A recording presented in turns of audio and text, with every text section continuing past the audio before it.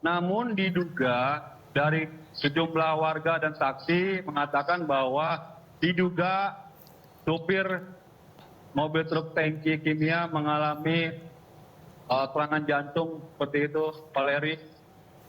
Baik, Sofyan, kronologi kecelakaannya seperti apa dan bagaimana kerusakan di sana?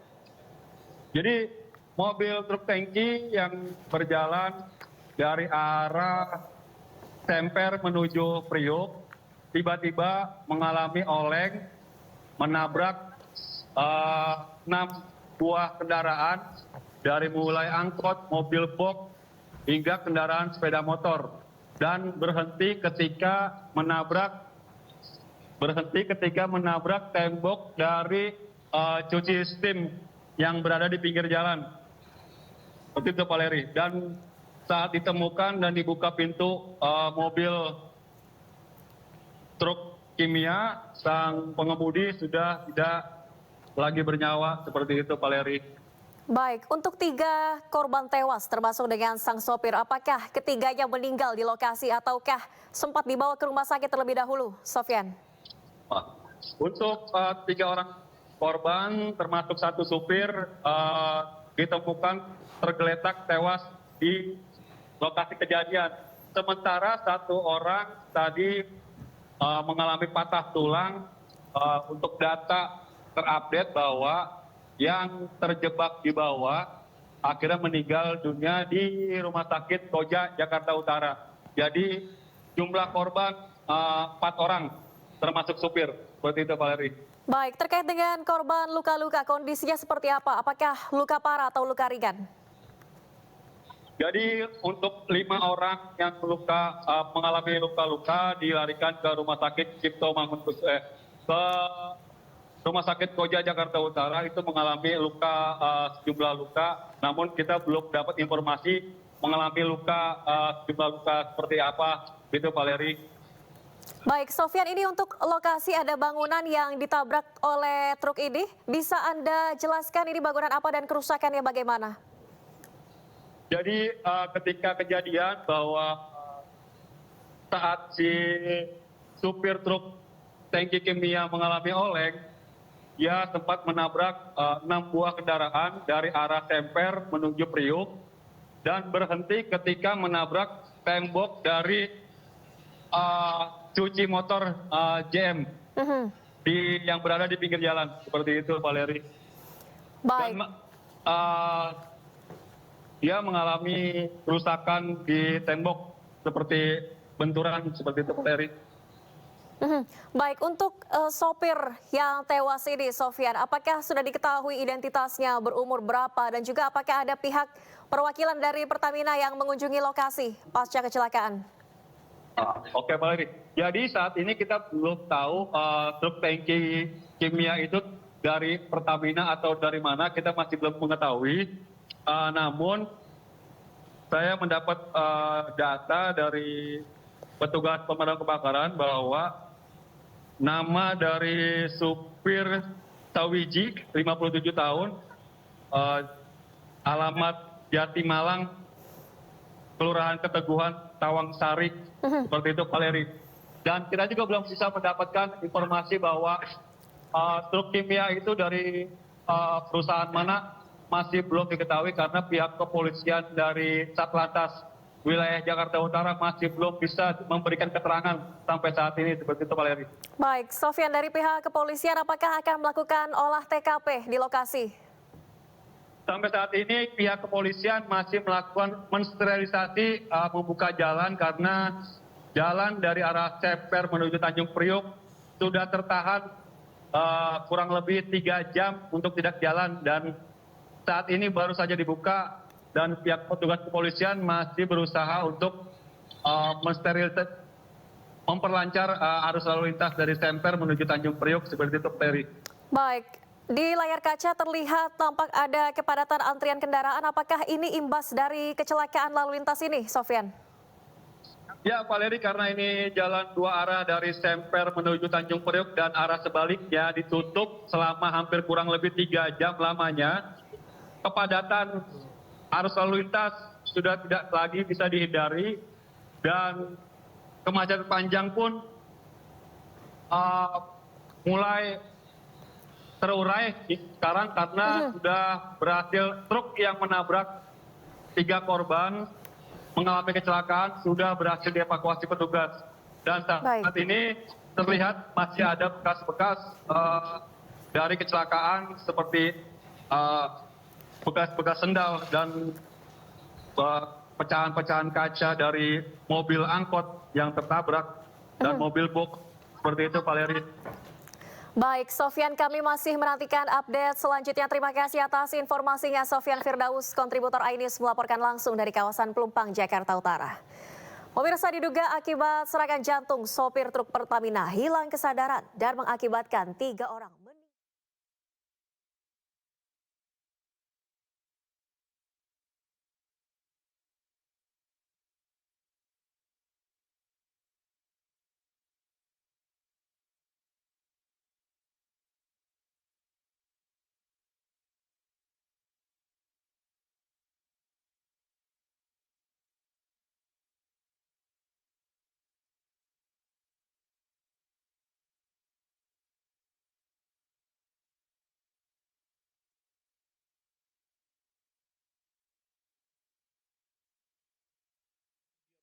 Itu tidak boleh terganggu atau terhalang sehingga dia bekerjanya dalam kondisi tidak laik gitu ya, dan itu akan berakibat pada keamanan dan keselamatan si supir dan juga para pengguna jalan lainnya di sekitar kendaraan tersebut gitu loh. Jadi kalau kita lihat sebetulnya ini kan harusnya nih si perusahaan pengangkutan bahan kimia ini punya standar ya, punya standar bahwa SOP kalau supirnya mau bekerja membawa bahan kimia itu diperiksa betul kesehatannya segala macam, itu sudah diatur. Dan ini kan juga bahan yang berbahaya ya, nggak boleh sembarangan gitu loh kondisi supirnya. Ini kan kelihatan sekali kondisi supirnya nggak terkontrol nih, Valeri. Ya, jadi harusnya ini dilakukan pemeriksaan ya. Jadi itu udah standar ya, udah standar operasional prosedur. Pengemudi itu harusnya diperiksa sebelum dia bekerja, kondisinya seperti apa, dia layak kerja atau tidak begitu. Seperti pilot juga seperti itu gitu loh. Semua sama karena standarnya keselamatan dan keamanan itu. Nah, dalam kondisi ini ya si pemilik perusahaan juga bisa dihukum ya, dihukum sesuai dengan undang-undang lalu lintas dan angkutan jalan tersebut dan juga KUH pidana gitu loh. Dalam KUH pidana itu kan disebutkan ada pasal 359, 360 bahwa itu bisa dihukum begitu loh si pemilik kendaraan atau si perusahaan pengelola kendaraannya ya, di pasal 359 dan 360 KUH pidana.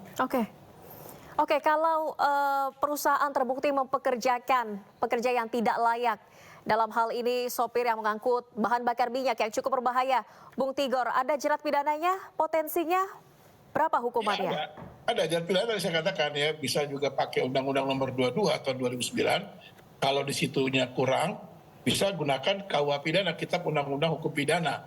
Itu di pasal 359 dan 360 itu jelas ada aturannya. Jadi kalau misalnya seseorang dikarenakan dia lalai, pasal 359-nya dan menyebabkan orang lain meninggal dunia, ada hukumannya. Di pasal 360 kalau menyebabkan orang luka-luka atau cacat ada hukumannya, begitu ya, ada hukuman penjaranya gitu. Jadi ini bisa dipakai, diterapkan ke sana gitu supaya ada efek jerah juga kepada para perusahaan-perusahaan angkutan umum ya, ataupun angkutan bahan bakar bahan berbahaya seperti bahan kimia ini gitu loh, Valeri. Baik, Bung Tigor, ini tadi kita juga mendapatkan informasi dari tim di lapangan bahwa identitas sopir berusia 57 tahun. Apakah ini faktor usia juga menjadi salah satu kendala dalam mengemudikan kendaraan? Ya bisa saja gitu ya, standarnya memang kan ada juga gitu loh.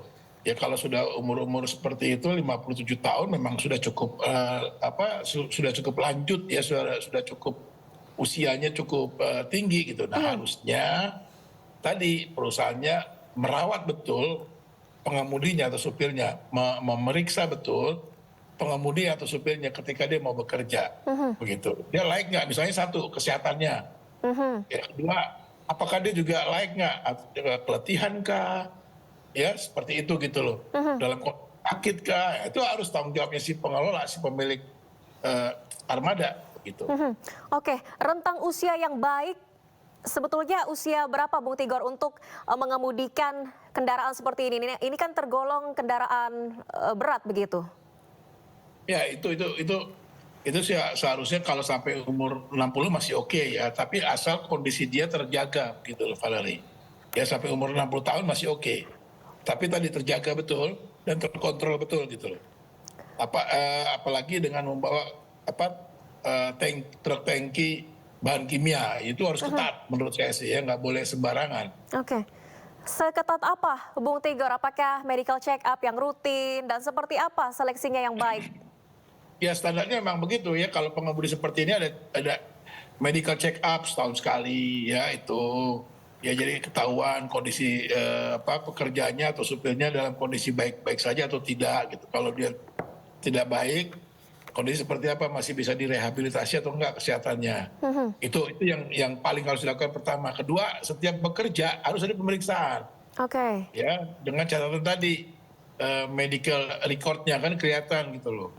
Apalagi kalau dia punya terindikasi jantung itu kan berat ya. Dia nggak boleh sembarangan itu kalau terindikasi jantung begitu. Oke, Bung Tigor, kita masih akan kembali melanjutkan dialognya, tapi kita kembali sapa terlebih dahulu kontributor iNews Sofyan Firdaus di TKP kecelakaan truk tangki Pertamina. Selamat malam Sofyan, sudah bergabung bersama kami.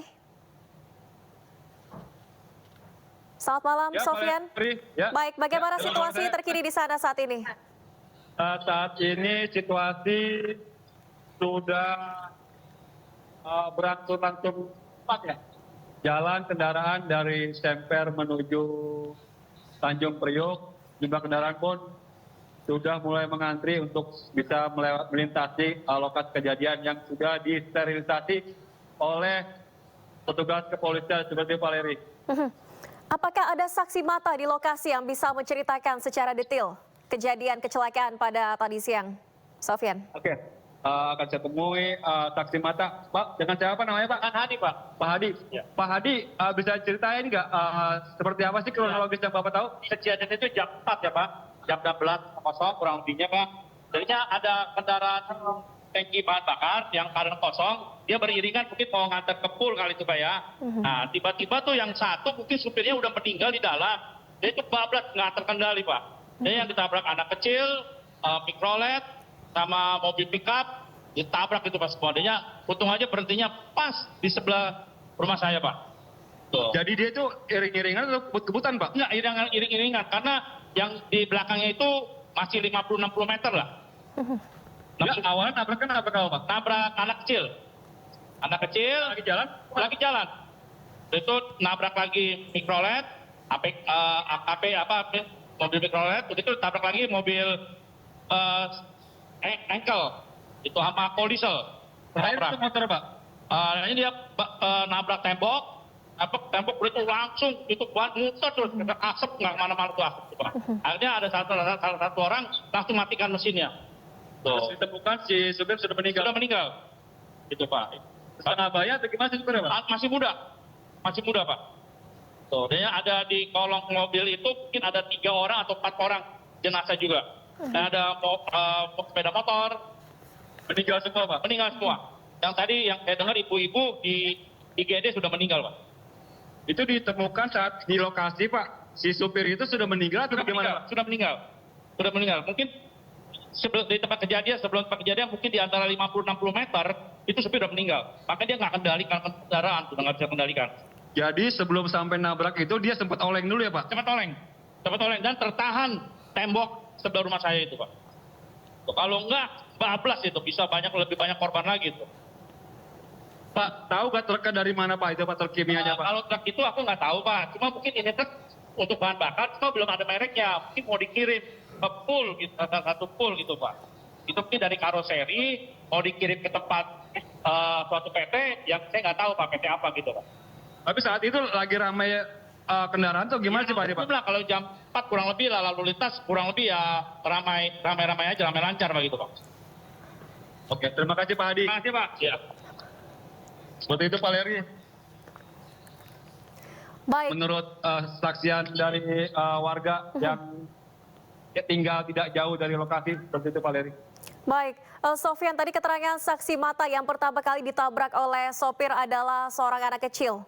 Bagaimana kondisinya saat ini? Apakah termasuk salah satu korban tewas? Jadi salah satu anak kecil itu adalah salah satu yang termasuk menjadi korban tewas. Seperti itu, Pak Leri. Di antara 4 tewas. Seperti itu, Pak Leri. Usia berapa anak yang ditabrak ini, Sofyan?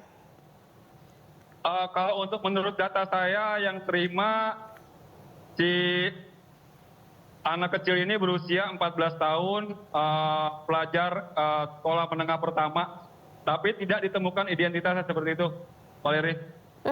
Tadi informasi dari saksi mata truk ini sedang dalam iring-iringan, begitu? Ya, Pak Leri, kalau di lokasi kejadian bahwa terlihat bahwa satu yang mengalami kecelakaan dan satu lagi di belakang truk yang mengalami kecelakaan. Jadi ada 2. Cuman yang mengalami kecelakaan hanya 1. Seperti itu, Pak Leri. Oke, saya konfirmasi kembali, Sofyan, korban meninggal dunia salah satunya tadi pelajar SMP berusia 14 tahun. Kemudian juga sang sopir itu sendiri. 2 lainnya korban ini adalah pengemudi sepeda motor atau yang mana? Untuk yang pertama itu 3 korban, nama Sri Rahmawati, usia 36 tahun, Jalan Angin Sejuk, Semper Barat. Terus yang kedua diduga supir Sawiji, 57 tahun, warga Tawang Sari. Ketiga itu pelajar SMP, usia 14 tahun. Alamatnya belum diketahui karena tidak membawa identitas.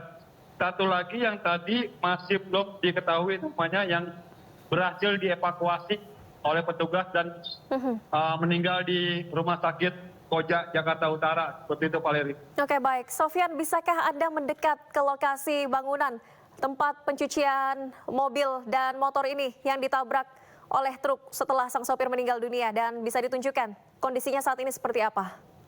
Ya, Pak Leri, bisa saya jelaskan dengan gambar bahwa truk tangki kimia itu berjalan dari arah Semper menuju Tanjung Priuk.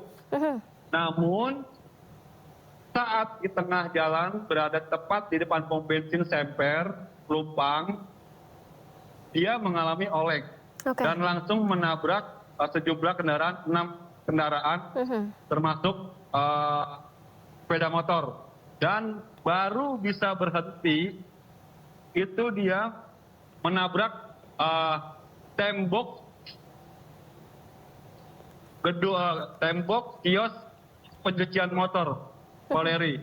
Dan menurut saksi bahwa saat menabrak tembok pun kendaraan masih tetap dalam keadaan gas. Seperti itu, Pak Leri. Dan gedung pencucian motor ini mengalami kerusakan akibat benturan dari truk kimia yang mengalami kecelakaan tersebut. Seperti itu, Pak Leri. Baik. Sofyan, saya kembali ke Bung Tigor. Bung Tigor, ini tadi keterangan dari saksi mata bahwa sang sopir ini sudah meninggal dunia sebelum menabrak korban dan juga gedung tersebut. Apakah kasus serupa ini sudah banyak terjadi, Bung Tigor? Terkena serangan jantung kemudian meninggal saat berkendara. Ya, kasus seperti itu banyak ya, Valerie ya. Itu banyak sekali, tiba-tiba ditemukan kendaraannya sudah menepi dan pengemudinya sudah dalam kondisi meninggal dunia. Itu banyak sekali gitu ya. Tapi kendaraan pribadi terutama juga itu sering sekali terjadi. Cuma kalau yang kendaraan pribadi yang saya tahu itu tidak mengalami kecelakaan ya, dia tiba-tiba sudah menepi begitu. Itu. Dan memang sering sekali kecelakaan lalu lintas itu gitu ya terjadi karena adanya kondisi si supir dalam kondisi tidak layak mengemudi begitu loh. Nah makanya ini nanti supirnya perlu diotopsi ya untuk dilihat gitu loh, apakah memang penyebabnya supir ini meninggal dunia itu baru ketahuan setelah diotopsi oleh pihak rumah sakit menurut saya. Sehingga ini nanti informasinya bisa digunakan untuk melakukan langkah-langkah perbaikan ke depan gitu supaya tidak terulang gitu. Baik, jadi sang sopir ini harus diotopsi apakah betul-betul karena serangan jantung dan mengakibatkan kecelakaan ini ya, Bung Tigor ya. Terima kasih banyak atas informasinya, Bung Azaz Tigor Nainggolan, pengamat transportasi, dan sebelumnya juga ada rekan kontributor iNews Sofyan Firdaus di TKP kecelakaan di kawasan Pelumpang, Jakarta Utara. Selamat bertugas kembali, Sofyan, dan terima kasih Bung Tigor. Selamat malam. Ya, terima kasih. Selamat malam, Valerie. Baik, dan pemirsa, demikian breaking news hari ini bersama saya Nadia Valeri, dan saksikan program kami selanjutnya. Selamat malam.